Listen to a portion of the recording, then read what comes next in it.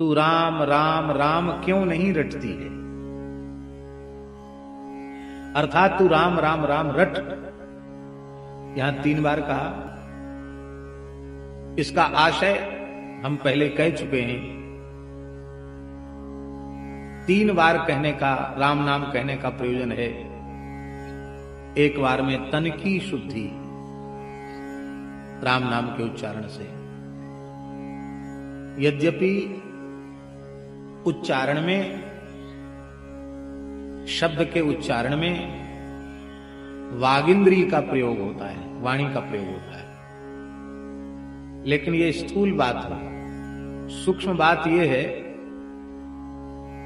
कि शब्दोच्चारण की जो प्रक्रिया है वो मूलाधार से आरंभ होती है। तब कंठ, ओष्ठ, तालु आदि के व्याघात से उत्पन्न होकर के वैखरी वाणी के रूप में शब्द की अभिव्यक्ति मुख से बाहर होती है शब्द के रूप में। लेकिन उसकी प्रक्रिया तो सूक्ष्म शरीर से आरंभ होती है। सूक्ष्म शरीर का तात्पर्य है कारण शरीर। अंतःकरण चतुष्टय, मन बुद्धि चित्ताहंकार, यहां से वर्णोच्चारण की प्रक्रिया आरंभ होती है। किसी शब्द के उच्चारण की विवक्षा, वक्तुम इच्छा, वो पहले मन में उत्पन्न होती है। मन माने अंतःकरण में। और महर्षि पाणिनि कहते हैं मनः कायाग्निमाहंति सप्रेरयति मारुतम। मन मूलाधार में स्थित जो अग्नि है उसको प्रेरित करता है। सा मारुतम प्रेरयति, वह वायु को प्रेरित करता है, अग्नि वायु को प्रेरित करता है। और मारुतस्तूरसी चरण मंद्रम जनेतेश्वरम, वो वायु विशेष जो है वो वहां से मूलाधार में जब वो शब्द रहता है उसे परावाक कहते हैं। जब वह नाभि से और हृदय देश के मध्य में रहता है शब्द तो उसको पश्यंती वाक कहते हैं। और जब वह हृदय देश से कंठ प्रदेश के मध्य में रहता है तो उसे मध्यमा वाक कहते हैं। और जब वह कंठ से बाहर, मुख से बाहर शब्द के रूप में अभिव्यक्त होता है तो उसे वैखरी वाक कहते हैं। परा, पश्यंती, मध्यमा, वैखरी, ये 4 प्रकार की वाणियां भगवान वेद कह रहे हैं। ऋग्वेद का मंत्र है चत्वारि वाक् परिमिता पदानि तान विदुर्ये ब्राह्मणाः मनीषिणः गुहात्रीणि निहिता निंगयन्ति तुरीयम वाचो मनुष्या वदन्ति।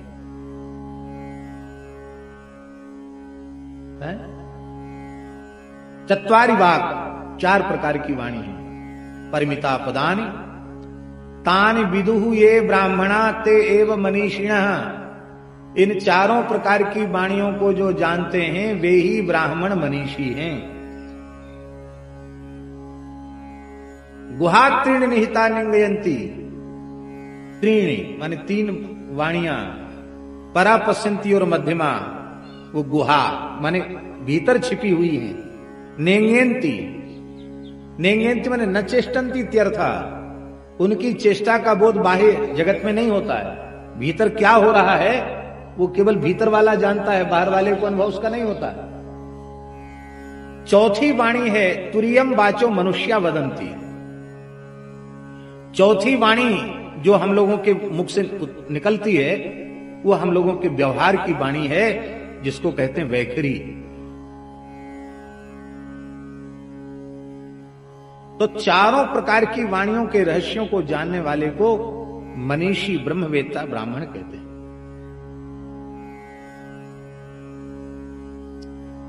तो इस प्रकार से यह बात स्पष्ट हो गई कि शब्दोच्चारण केवल वागिंद्रिय का ही विषय नहीं है। वागिंद्रिय के माध्यम से तो उसकी वैखरी रूप में अभिव्यक्ति होती है।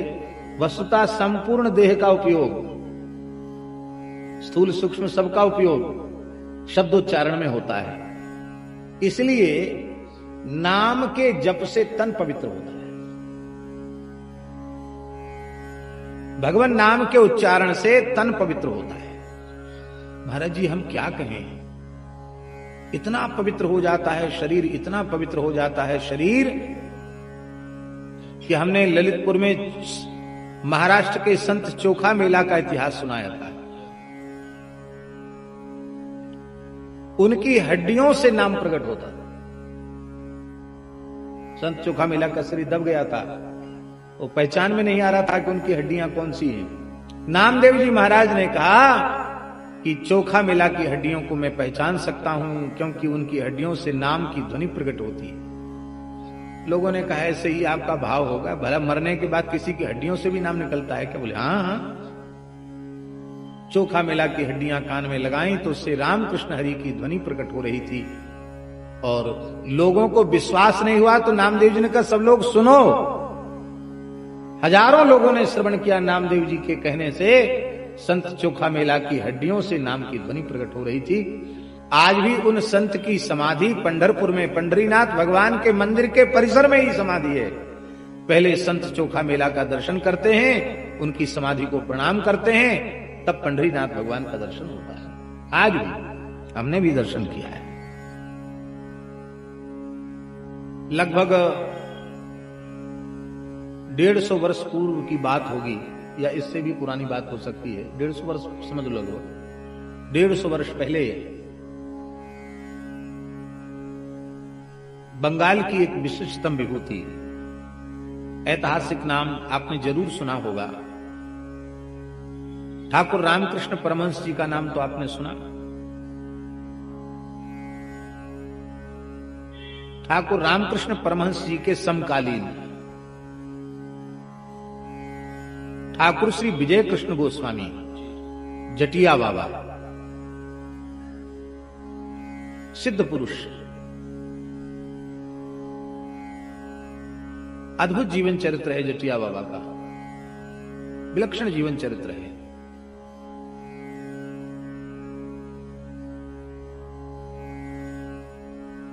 तो जटिया बाबा के जीवन की घटना है, वृंदावन में कुंभ पर्व का आयोजन था। 150 वर्ष पुरानी घटना है ये, इससे थोड़ा ज्यादा हो सकती है, इससे कम नहीं। तो जटिया बाबा कुंभ क्षेत्र में, यमुना के क्षेत्र में विचर रहे थे। एक जगह बैठ गए, तो बैठते ही भाव विवल हो गए। तो उनके साधकों ने उनसे पूछा कि गोस्वामी जी आप इस तरह से एकदम भावुक गदगद क्यों हो रहे हैं? उन्होंने कहा कि यहां की धरती से, रज से महामंत्र की ध्वनि प्रकट हो रही है। क्या हमको तो सुनाई नहीं पड़ती? क्या तुम लोगों का चित्त उतना समाहित नहीं है इसलिए नहीं सुनाई पड़ रहा है? जो जितना अंतर्मुख होता है उसको उतनी अधिक दिव्यवाणी सुनाई पड़ती। अच्छा अब ध्यान लगाओ, यहां कान लगा कर देखो। तो उनके अनुभवों ने ऐसे कान लगाया, बड़ी मीठी ध्वनि में हरे राम राम राम हरे हरे, हरे कृष्ण कृष्ण कृष्ण हरे ध्वनि आ रही थी। आश्चर्य हुआ, भाई मिट्टी में से ध्वनि कैसे आ रही है?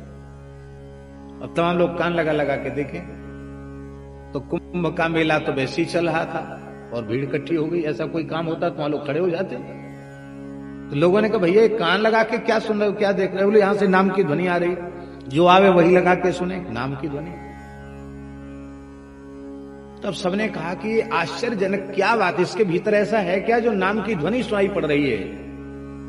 तब श्री जटिया बाबा ने कहा कि यहां भूमि में एक महान जापक, नाम जापक संत की अस्थियां यहां विराजमान है, जिन्होंने अपने जीवन पर्यंत श्री नाम का अहर्निश जप किया। कहते ना बुखार हड्डी में चला गया। अरे बुखार जैसी चीज हड्डी में जा सकती है तो सच्चिदानंद स्वरूप नाम हड्डी में क्यों नहीं जा सकता? तो बोले इनका नाम हड्डियों तक प्रविष्ट हो गया, ये ऐसे संत हैं। तो लोगों को भरोसा नहीं हुआ, इनको कैसे पता चला किसमें हड्डियां रखी? तब आपने कहा कि इतनी गहराई पर खोदो। ये सत्य घटना है चतुर्वेदी जी। जैसे ही खुदवाया तो वहां संत की हड्डियां निकली, और अब ये संत की ही महिमा थी कि सबको सुस्पष्ट नाम की ध्वनि सुनाई पड़ी। और आपने उन अस्थियों को लेकर के यमुना जी में विसर्जित किया।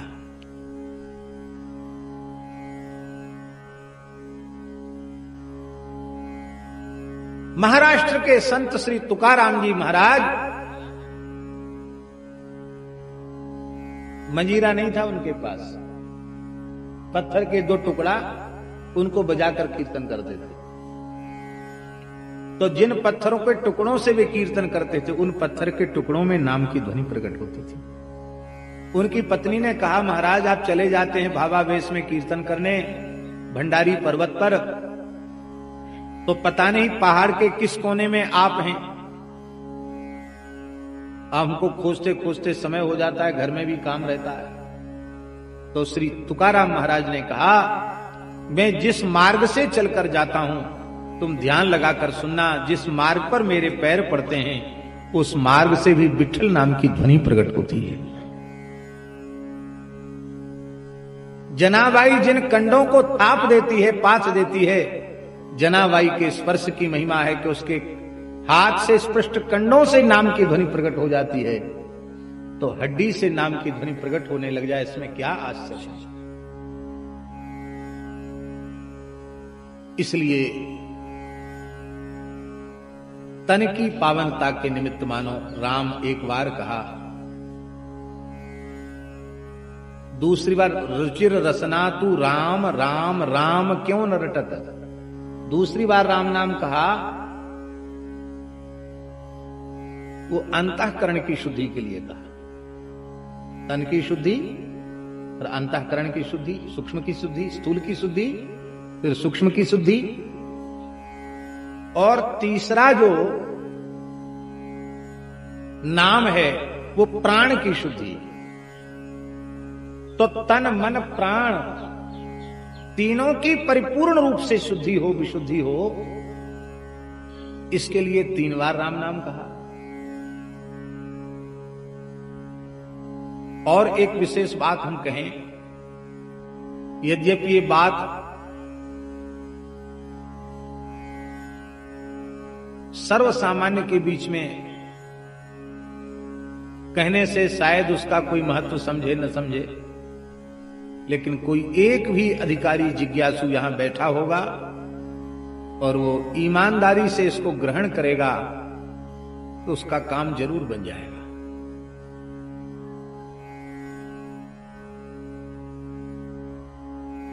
ये बात हम ललितपुर में भी मुंह पर आते आते रुक गई, अब फिर मन में आई है तो कह देते हैं।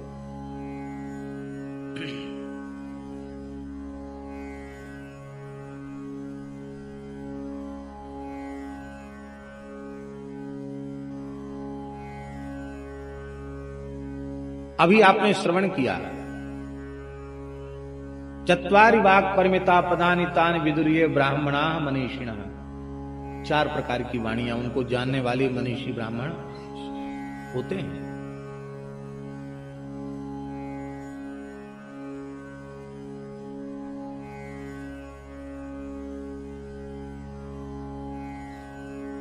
शास्त्रों के माध्यम से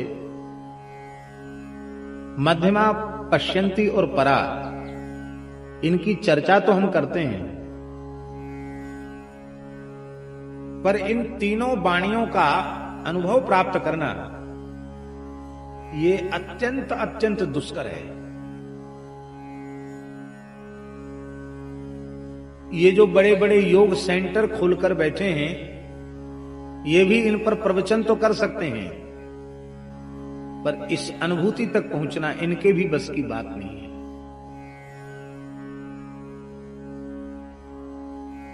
सामान्य बात नहीं है। चलो एक बात बता देते हैं, मध्यमा वाक जब जागृत होती है, जो कंठ कुबर में स्थित है, हृदय से लेकर कंठ कुबर के मध्य जिसका स्थान है, वो जो मध्यमा वाक है, उस मध्यमा वाक के जागृत होने पर अजपा शुरू हो जाता है। अजपा, अजपा का अर्थ है, अजपा जब खुल जाता है, अजपा जब आरंभ हो जाता है, वो फिर किसी काल में किसी अवस्था में रुकता नहीं, अवरुद्ध नहीं होता। एक तो हम जप करते हैं मानसिक, उपांशु या वाचिक, और एक ऐसा जप होता है जो भीतर से जागृत हो जाता है। और फिर किसी भी अवस्था में आप खर्राटे लेकर सो रहे हैं तो भी जप बंद नहीं होता। आप बोल रहे हैं, झगड़ा कर रहे हैं तो भी जप बंद नहीं होगा। खाते पीते सोते सोते भोगते चलते फिरते उठते बैठते हर समय वो नाम चलता है। उसको अजपा कहते हैं। यह सिद्धि केवल मध्यमा वाक्य जागृत होने से हो जाती है। और जब अजपा अपनी परिपक्व अवस्था में पहुंचता है तो रोम रोम से नाम प्रकट होने लग जाता है। रोम रोम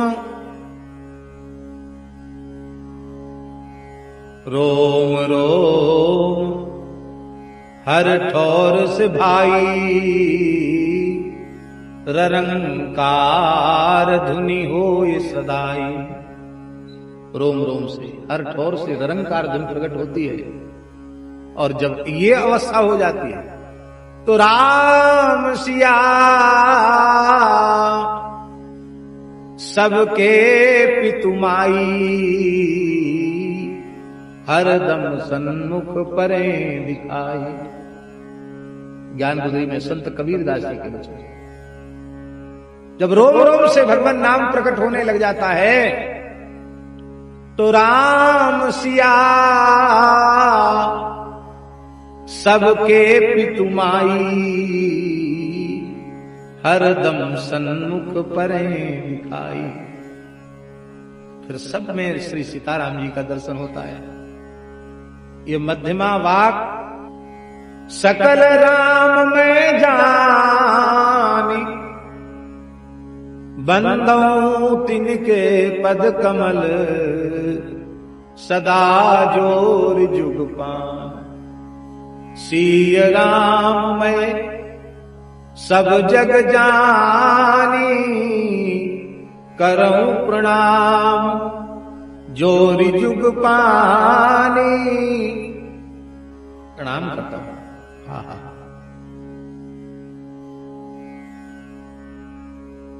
हनुमान जी के रोम रोम से ध्वनि प्रकट कर सकते। यद रोम कूपे ध्वनि उल्लसंतम, श्री राम जय श्री राम जय राम जय जय राम। हनुमान जी के रोम रोम से श्री राम जय जय राम की ध्वनि प्रकट होती है। मोर का कंठ जैसे चलता है ऐसे कंठ चलने लग जाता है। अहर्निश नाम शुरू हो जाता है। कि बातों से नहीं खुलता अजपा, तो न चाय पीने से खुलता, न काढ़ा पीने से खुलता, न कॉफी पीने से खुलता है, और न चिलम पीने से खुलता है, न आंख नाक कान बंद करके फोटो खिंचाने से खुलता है। ये ऐसे खुलता है जैसे पूज्य पहाड़ी बाबा महाराज ने साधन किया है। आसानी लेकिन नहीं कह रहे। महाराज जी कहते थे जब वे मथुरा मंदिर में विराजते थे, सिद्धासन से 19 घंटे बैठते थे। कितने घंटे? 19 घंटे। 19.5 घंटे तक, एक प्रतिदिन 19 घंटा, 19 घंटे बाद आसन खुलता था। वहीं उनको अजपा खुला था। वहीं षट चक्र भेदन कुंडलिनी जागरण पूर्वक आत्मानुभूति मथुरा मंदिर में ही उनको हुई थी। महाराज जी ने स्वयं उनको बताया।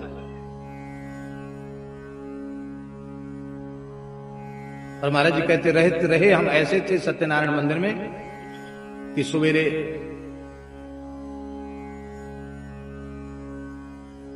एक बार जमुना जी जाते थे विश्राम घाट, ठीक 3 बजे गोता लगा लेते और आकर सत्यनारायण भगवान की सेवा पूजा करके थोड़ा सा कुछ उनको भोग लगा के बस पर उनको दंडोत करके बैठ जाते थे।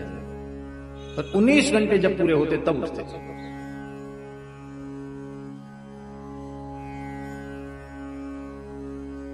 ऐसे साधन करते हैं महात्मा। ये हमारे जैसे केवल बोलने से नहीं खुलती है जुबान। हमको तो पूज्य महाराज जी ने अपनी कृपा से अनुभूति कराई है कि अजुपा कहते किसको, इसकी अनुभूति कराई है। इसलिए मंच का विषय नहीं है। जब वह नाम मध्यमा वाक से हृदय में उतर जाता है तो पश्यंती वाक जागृत हो जाती है। जब पश्यंती वाक जागृत होती है तब उसे असह्य विरह वेदना प्रकट हो जाती है। वैखरी से कोई साधन नहीं करना, केवल वैखरी से तन्मय होकर के नाम जब श्वास प्रश्वास के क्रम से नाम जपते जपते अधिक जपना पड़ेगा, एकदम रगड़ के जपना पड़ेगा। जपते जपते जपते जपते नाम मध्यमा में उतर जाएगा। मध्यमा वाक में उतरने पर, अजपा खुलने पर, फिर जैसे ही नाम हृदय में उतरेगा जपते जपते, केवल वैखरी से जपते जपते मध्यमा में आएगा, वैखरी से जपते जपते पश्यंती में आएगा। पश्यंती में जब नाम आता है तब विरह की वेदना प्रकट होती है। श्री तुलसीदास जी, मीराबाई, सूरदास जी, कबीरदास जी, दादू दयाल जी, गुरु नानक देव जी, संत परंपरा के जितने संत हैं उनकी वाणियों में विरह का अंग, वो तीव्र विरह जगता ही तब है जब पश्यंती में नाम प्रवेश हो जाता है। उस समय उसकी जो समाधि लगती है उसको प्रेम समाधि कहते हैं। क्या कहते हैं? भाव समाधि, प्रेम समाधि, जो योगियों की समाधि से कई गुनी श्रेष्ठ है, हजारों गुनी श्रेष्ठ है। जब उस भाव समाधि, प्रेम समाधि में भक्त उतर जाता है, साधक उतर जाता है, तब पश्यंती शब्द का अर्थ क्या है? शाब्दिक का पश्यंती माने देखते हैं। कम पश्यंती, किसको देखते हैं?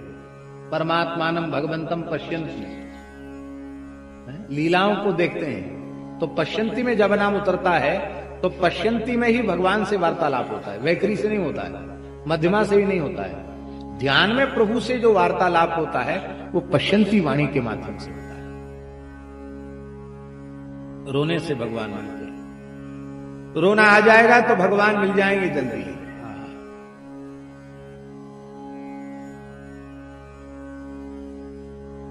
और जब भगवान से एकात्मकता हो जाती है, खेड़ी घाट में जो प्रहलाद जी के संबंध में हमने बताया था ना, विष्णु पुराण के अनुसार, इस प्रकार से भगवान का स्मरण करते करते, स्तुति करते करते जब प्रहलाद जी को अपने आप की भी विस्मृति हो जाती है और उस समय जो वाणी प्रकट होती है उसको कहते हैं परावाग। वहां पहुंचने के बाद भक्त और भगवान में भेद खत्म हो जाता है।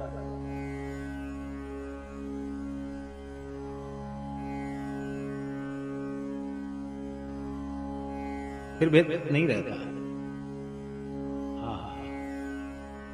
बोलो भक्तवत्सल भगवान की जय। तो ये बात हम विशेष रूप में कहना चाहते थे, नहीं कह पाए, कि केवल वैखरी वाणी से ही मध्यमा नाम भी जग जाएगा, पश्यंती और परातक नाम की अभिव्यक्ति हो जाएगी। कुछ ना आता हो आपको, स्वाद आवे या ना आवे, मन लगे या न लगे, धुन लगा दो राम नाम की अहरनिश, इसी से सब कुछ हो जाए।